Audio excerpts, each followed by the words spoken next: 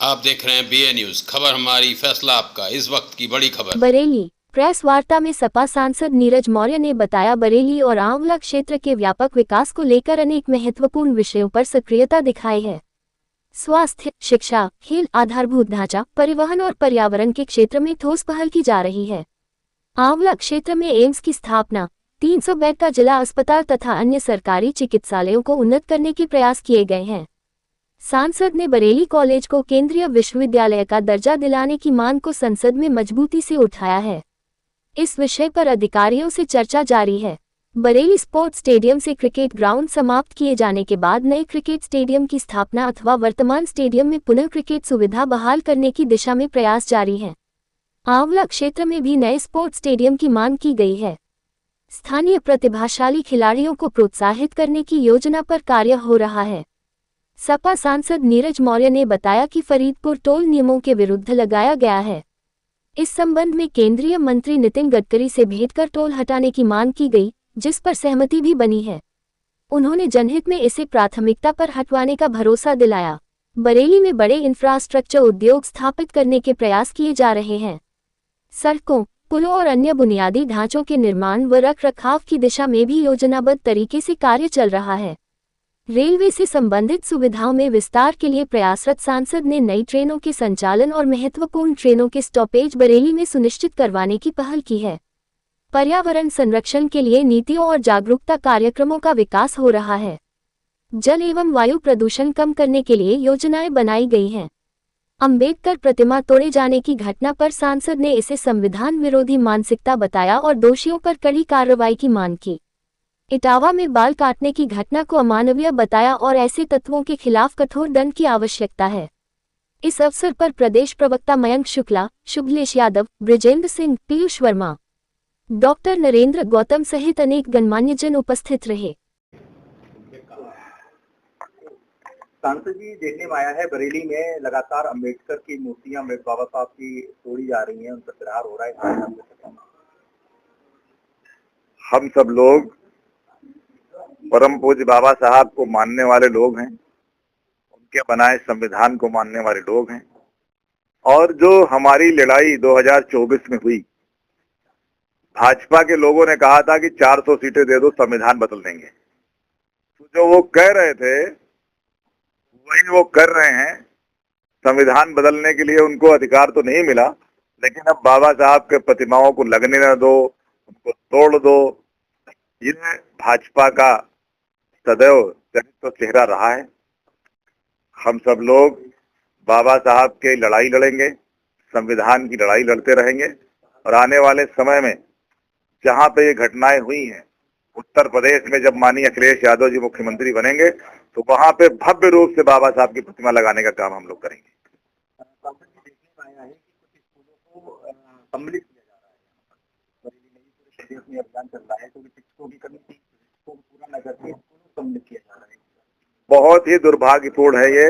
आजादी के 77 सालों के बाद जब आज गांव का गरीब, मजदूर, हर व्यक्ति का बच्चा पढ़ना चाहता है और हमारे देश के अंदर राइट टू एजुकेशन एक्ट बना हुआ है, तो फिर गांव के स्कूलों को बंद करने का कोई भी निर्णय वो संविधान विरोधी है, जन विरोधी है।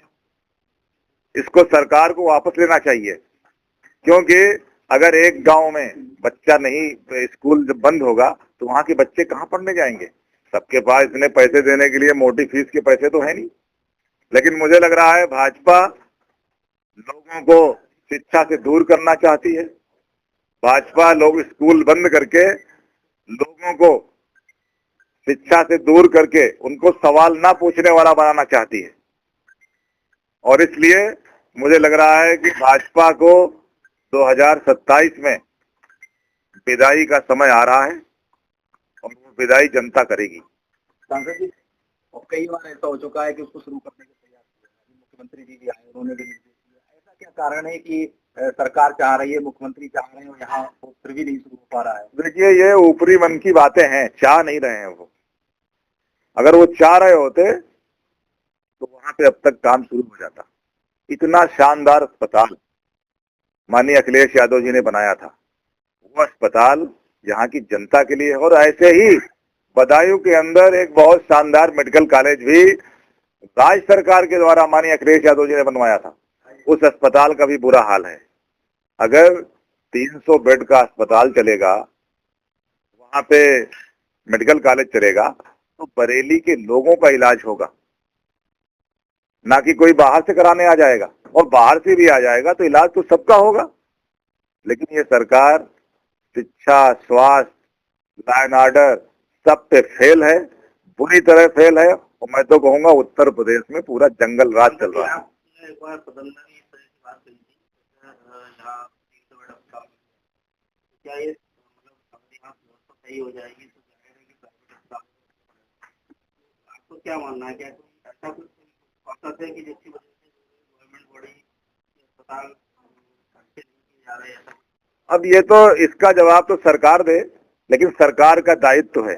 सरकारें जनहित के लिए बनाई जाती हैं, जनता के द्वारा चुनी जाती हैं और जनता ही सरकार होती है। तो जनता को सुविधाएं मिले, और सरकारी अस्पताल में लोग इसलिए जाते हैं कि वहां कम पैसे में इलाज होगा। भरोसा है लोगों को सरकार पे होता है, क्योंकि सरकार को जनता बनाती है।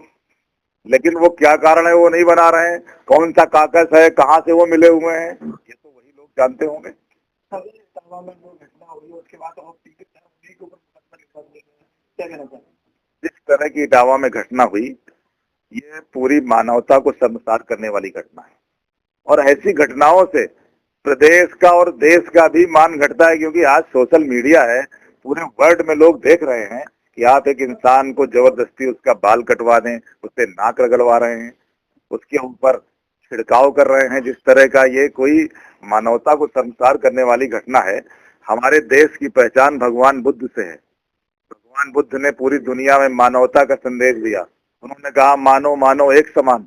और आज आजादी के 77 सालों के बाद जब बीजेपी चुनाव लड़ती है तो कहती है हिंदुत्व पे हम काम करेंगे, हम हिंदू राष्ट्र बनाएंगे। तो आप बताइए ये कौन सा हिंदुत्व है जो एक आदमी को नाक रगड़ने पर मजबूर कर रहा है? इसका जवाब 2027 में जरूर उत्तर प्रदेश की जनता देगी, ये हमको भरोसा है।